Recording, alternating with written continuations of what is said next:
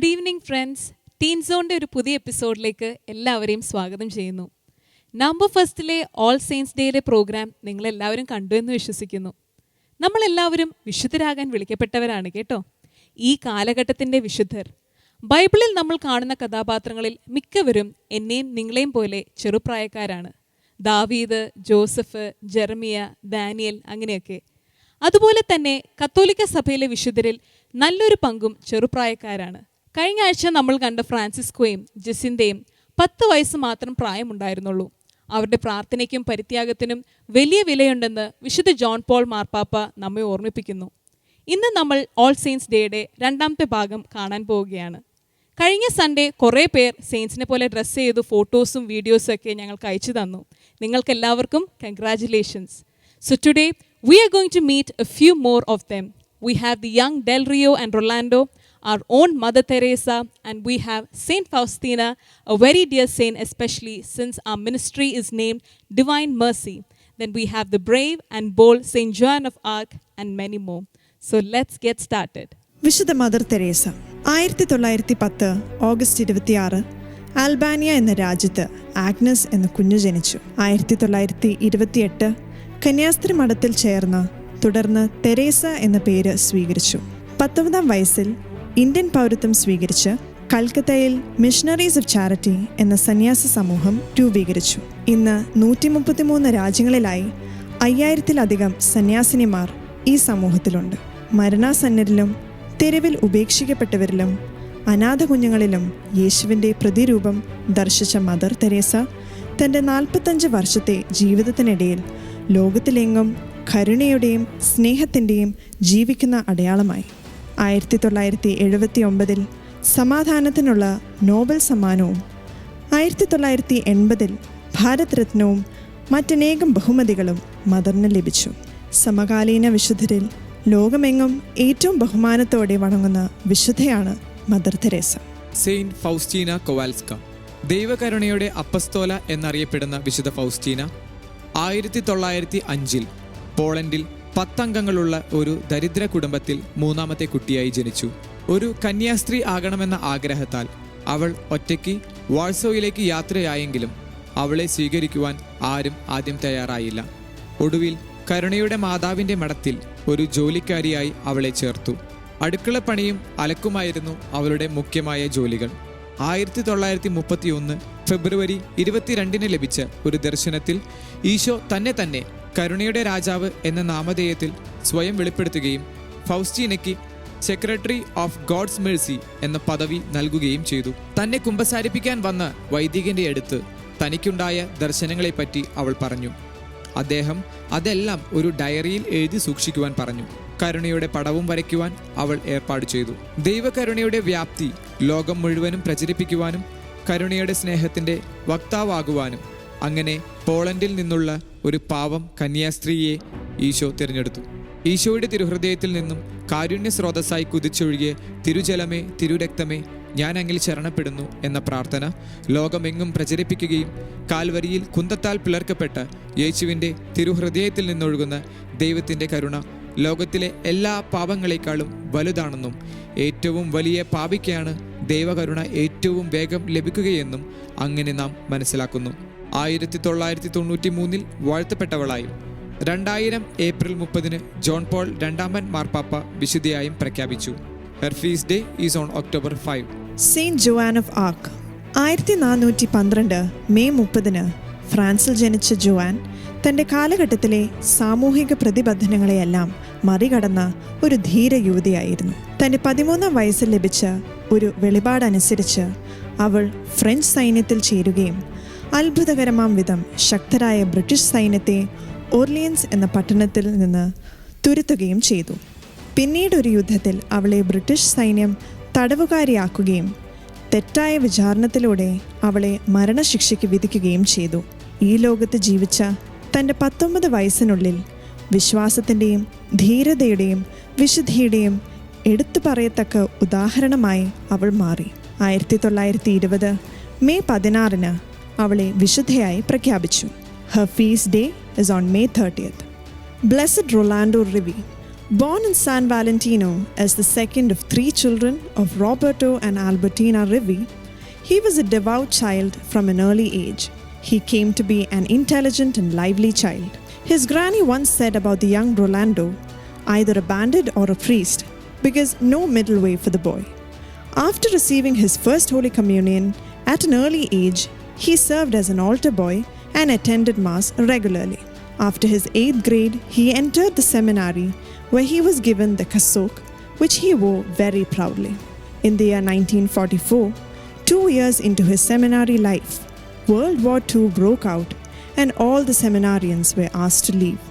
Young Rolando returned home. He continued to wear the cassock to the dismay of his parents, who were worried because of the political turmoil during those times and the general hatred towards Catholics, to which the young Rolando boldly replied, "The cassock is a sign that I belong to Jesus." 1945, April 10th, after the Mass, on his way home, Rolando was kidnapped by strangers and tortured for 3 days. They stripped him of his cassock and whipped him. Before killing him, one of his executioners exclaimed, "Tomorrow we will have one less priest." He was later shot to death. In 2013, October 5th, Pope Francis declared him blessed. On that occasion, Cardinal Angelo Amato said, "Human ideologies fall down, but the gospel of love never goes down, because it is the good news." Saint Damien 1840 January 3-ാം തീയതി ബെൽജിയത്തിലെ ഒരു ഗ്രാമത്തിൽ 7 പേരിൽ ഏറ്റവും ഇളയവനായി Damian പിറന്നു. ചെറുപ്രായത്തിൽ തന്നെ ഒരു വൈദികനാകണമെന്ന ആഗ്രഹം അവനുണ്ടായിരുന്നു. തൻ്റെ സെമിനാരി ജീവിതത്തിനിടയിൽ ഹവായിലേക്ക് പോകുവാനുള്ള അവസരം അദ്ദേഹത്തിന് ലഭിച്ചു. മിഷണറിയായി പ്രവർത്തിക്കുവാൻ വിശുദ്ധ ഫ്രാൻസിസ് സേവിയറിനോട് നിരന്തരമായി പ്രാർത്ഥിച്ചതിൻ്റെ ഫലമായി 1873 മൊളോക്കോ എന്ന ദ്വീപിൽ കുഷ്ഠരോഗികളെ ശുശ്രൂഷിക്കുവാനായി അദ്ദേഹത്തെ നിയമിച്ചു. അവിടെ എത്തിയ ഫാദർ ഡാമിയനെ കാത്തിരുന്നത് വലിയ വെല്ലുവിളികളായിരുന്നു. കുത്തഴിഞ്ഞ ജീവിത രീതിയും മദ്യത്തിനും മയക്കുമരുന്നിനും അരാജകത്വത്തിനും അടിമപ്പെട്ട ഒരു കൂട്ടം ആളുകളെ തൻ്റെ പ്രാർത്ഥനയും ദീർഘക്ഷമയും നിരന്തരമായ പരിശ്രമവും വഴി അദ്ദേഹം പതുക്കെ ഒരു ക്രമത്തിലേക്ക് കൊണ്ടുവന്നു. കുഷ്ഠരോഗികളെ ചികിത്സിച്ചും സ്കൂളുകളും ദേവാലയവും നിർമ്മിച്ച അദ്ദേഹം അവരുടെ എല്ലാ ആവശ്യങ്ങൾക്കും മുൻകൈയെടുത്ത് പ്രവർത്തിച്ചു. അതിൻ്റെ ഫലമായി 1885 ഒരു ദിവസം തനിക്കും കുഷ്ഠം പിടിപെട്ടുവെന്ന് അദ്ദേഹം മനസ്സിലാക്കി. അതിനുശേഷവും അദ്ദേഹം ആതുര ശുശ്രൂഷ തുടർന്നു പോന്നു. ദിവ്യകാരുണ്യത്തിൻ്റെ മുൻപിൽ അനേകം മണിക്കൂറുകൾ പ്രാർത്ഥനയിൽ ചെലവഴിച്ചിരുന്ന അദ്ദേഹം ഇങ്ങനെ പറഞ്ഞു: "നമ്മുടെ ഏകാന്തതയിലും ഒറ്റപ്പെടലുകളുടെ നടുവിലും നമുക്ക് ശക്തി ലഭിക്കുന്നത് ദിവ്യകാരുണ്യത്തിൽ എഴുന്നള്ളിയിരിക്കുന്ന ഈശോയോട് കൂടെ ആയിരിക്കുമ്പോഴാണ്." 1889 ഏപ്രിൽ 15 അദ്ദേഹം മരിച്ചു. 1995 ജൂൺ 4 ജോൺ പോൾ രണ്ടാമൻ മാർപ്പാപ്പ അദ്ദേഹത്തെ വാഴ്ത്തപ്പെട്ടവനായും 2009 ഒക്ടോബർ 11 ബെനഡിക്ട് 16 മാർപ്പാപ്പ ഫാദർ ഡാമിയേനെ വിശുദ്ധനായും പ്രഖ്യാപിച്ചു. His feast day is on 10th May. വിശുദ്ധ ചാവറ കുര്യാക്കോസ് ഏലിയാസ് അച്ഛൻ. കൈനഗിരിയിൽ 1805 ഫെബ്രുവരി 10 കുര്യാക്കോസ് മേരി ദമ്പതികളുടെ 6ാമത്തെ മകനായി ചാവറ കുര്യാക്കോസ് ഭൂജാതനായി. മറ്റുള്ളവരെ വിശുദ്ധരാക്കുക, സ്വയം വിശുദ്ധനാവുക എന്നതായിരുന്നു പിതാവിൻ്റെ ആദർശവാക്യം. മാമോദീസയിലൂടെ ലഭിച്ച വരപ്രസാദം ഒരിക്കലും ഞാൻ നഷ്ടപ്പെടുത്തിയില്ല എന്ന അഭിമാനത്തോടെ അദ്ദേഹം പറഞ്ഞു. കവിയും ദീക്ഷണശാലിയും ക്രാന്തദർശിയും കരുണാമയനുമായ വൈദികൻ എന്ന ചാവറ പിതാവിനെ വിശേഷിപ്പിക്കാം. ദിവ്യകാരുണ്യ ഭക്തിയും പരിശുദ്ധ ദൈവമാതാവിനോടും ജപമാലയോടുമുള്ള സ്നേഹത്തിലും ഊന്നിയതായിരുന്നു അദ്ദേഹത്തിൻ്റെ ആധ്യാത്മിക ജീവിതം. പള്ളിയോടൊത്ത് പള്ളിക്കൂടം എന്ന ആശയം അദ്ദേഹം പ്രാവർത്തികമാക്കി. തിരുക്കുടുംബത്തോടുള്ള പ്രത്യേക സമർപ്പണം അദ്ദേഹം തൻ്റെ വ്രതവാഗ്ദാന വേളയിൽ നടത്തിയിരുന്നു. അദ്ദേഹം 2 സന്യാസ സഭകളുടെ സ്ഥാപകനായി 1831 പുരുഷന്മാർക്ക് മാന്നാനത്ത് CMI സഭ സ്ഥാപിച്ചു. ഇന്ന് 27 രാജ്യങ്ങളിലായി 3000-ഓളം അംഗങ്ങളായി അച്ഛൻ്റെ ദീർഘവീക്ഷണം പടർന്നു നിൽക്കുന്നു. സ്ത്രീകൾക്കായി 1866 കർമ്മലീത്ത നിഷ്പാദുക 3ാം സഭ സ്ഥാപിച്ചു. ജാതി മതവർഗ വ്യത്യാസമില്ലാതെ എല്ലാവർക്കും വിദ്യാഭ്യാസം, ഇതായിരുന്നു ചാവറ പിതാവിൻ്റെ മുദ്രാവാക്യം. സമൂഹത്തിൻ്റെ അടിസ്ഥാനം കുടുംബമാണെന്ന് അദ്ദേഹം മനസ്സിലാക്കി. കുടുംബ നവീകരണത്തിന് വേണ്ടി തൻ്റെ ഇടവകക്കാരായ കൈനഗിരിക്കാർക്ക് വേണ്ടി അദ്ദേഹം നൽകിയ സംഭാവനയാണ് ഒരു നല്ല അച്ഛൻ്റെ ചാവറു. വെറും 66 വർഷത്തെ തൻ്റെ ഇഹലോകവാസത്തിനുള്ളിൽ അനേകം പേർ നൂറ്റാണ്ടുകളുടെ പരിശ്രമത്തിലൂടെ നേടിയ കാര്യങ്ങൾ അദ്ദേഹം നിർവഹിച്ചു. 1986 ഫെബ്രുവരി 8 തൻ്റെ ഭാരത സന്ദർശന വേളയിൽ കോട്ടയത്ത് വെച്ച് ജോൺ പോൾ രണ്ടാമൻ മാർപ്പാപ്പ അദ്ദേഹത്തെ വാഴ്ത്തപ്പെട്ടവനായും 2014 നവംബർ 14 ഫ്രാൻസിസ് മാർപ്പാപ്പ ചാവറ പിതാവിനെ വിശുദ്ധരുടെ ഗണത്തിൽ ചേർക്കുകയും ചെയ്തു. His feast day is on January 3. Saint Mary Magdalene. Saint Mary Magdalene is one of the greatest saints of the Bible and a legendary example of God's mercy and grace. She was present with Christ during his public ministry, death and resurrection. She is mentioned at least a dozen times in the Gospels. Despite the scholarly dispute over her background, what she did in her subsequent life after meeting Jesus is much more significant. She was certainly a sinner whom Jesus saved, giving us an example of how no person is beyond the saving grace of God. Mary watched the crucifixion along with other women who followed Christ during his ministry. Mary was present when Christ rose from the dead, visiting his tomb to anoint his body, only to find the stone rolled away and Christ very much alive. She was the first witness to his resurrection. After death of Jesus and his resurrection and ascension to heaven, Mary Magdalene spent the remaining years of her life living in solitude in a cave. Her feast day is on July 22nd. She is the patron saint of converts, repentant sinners, sexual temptations, and women. 3 years ago, Pope Francis elevated the July 22nd liturgical memorial of Saint Mary Magdalene to the dignity of a feast day to be celebrated universally throughout the Church on par with the feasts of the Apostles.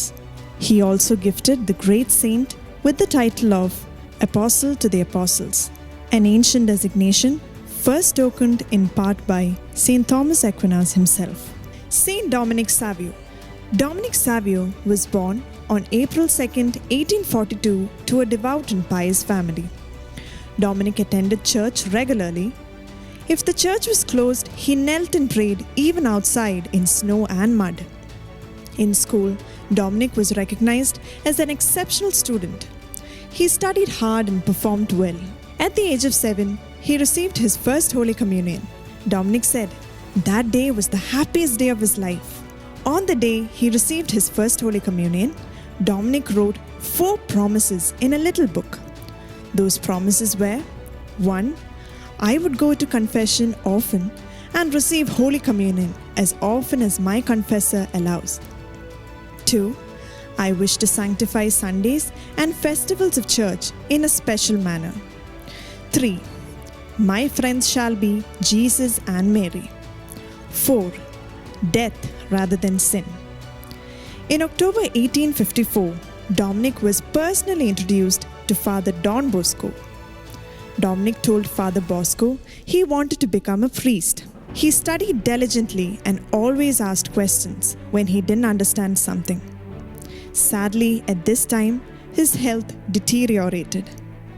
Within a few weeks at home, he died on March 9th, 1857. He was merely 14 years of age. Father Bosco was powerfully touched by Dominic and wrote a biography, The Life of Dominic Savio.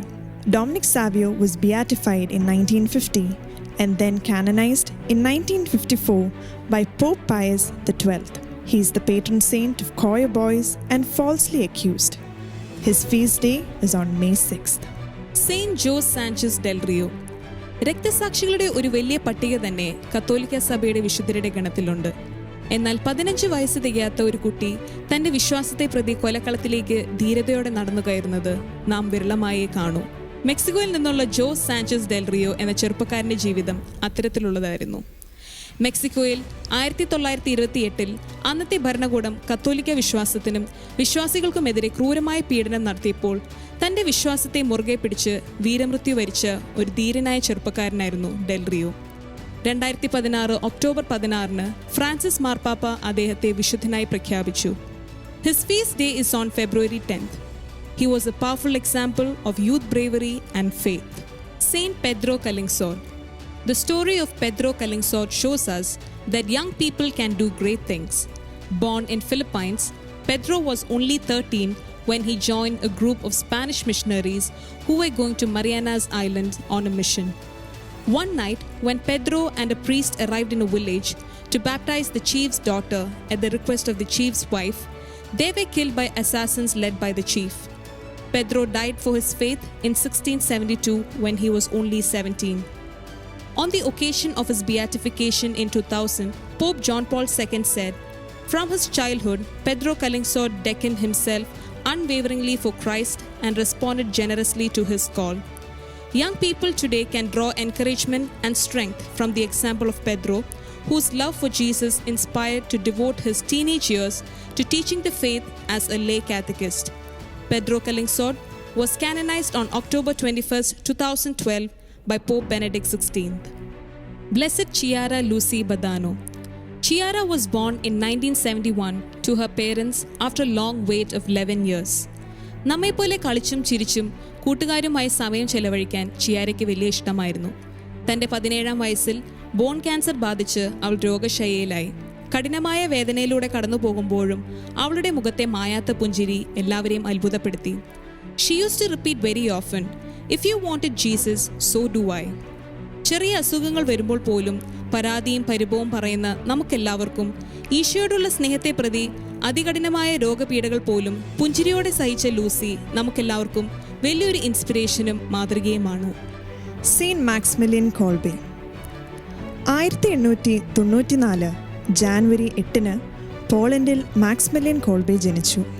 തൻ്റെ 12-ാം വയസ്സിൽ മാതാവ് നൽകിയ ദർശനത്തെ തുടർന്ന് വൈദികനായ അദ്ദേഹം തൻ്റെ 28-ാം വയസ്സിൽ ഫിലോസഫിയിലും തിയോളജിയിലും doctorate നേടി. മാതാവിൻ്റെ വിമല ഹൃദയത്തിന് പ്രത്യേകമാം വിധം പ്രതിഷ്ഠിച്ചിരുന്ന അദ്ദേഹം ആ കാലഘട്ടങ്ങളിലുണ്ടായിരുന്ന തിന്മയുടെ സ്വാധീനങ്ങളെയും സഭാവിരുദ്ധ പ്രബോധനങ്ങളെയും മാതാവിൻ്റെ മാധ്യസ്ഥതയിലൂടെയും പ്രാർത്ഥനയിലൂടെയും നേരിട്ടു. അതിനായി നൈറ്റ്സ് ഓഫ് ഇമാക്കുലറ്റ എന്നൊരു സംഘടനയും രൂപീകരിച്ചു. 1941 ഹിറ്റ്ലറുടെ സൈന്യം പോളണ്ട് പിടിച്ചടക്കുകയും കോൾബെയും മറ്റനേകം സന്യസ്തരെയും തടവുകാരായി കോൺസെൻട്രേഷൻ ക്യാമ്പായ ഔഷ്വിറ്റ്സിലേക്ക് കൊണ്ടുപോയി. അവിടെ വെച്ച് ഒരു സഹതടവുകാരന് പകരമായി തൻ്റെ ജീവൻ അദ്ദേഹം ബലികഴിച്ചു.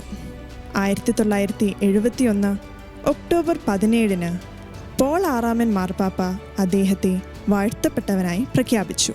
1982 ഒക്ടോബർ 10 ജോൺ പോൾ 2-ാമൻ മാർപ്പാപ്പ അദ്ദേഹത്തെ വിശുദ്ധനായും രക്തസാക്ഷിയുമായി പ്രഖ്യാപിച്ചു. He is the patron saint of drug addicts, prisoners, families and pro-life movement. His feast day is on August 14th. വിശുദ്ധ ലൂസി.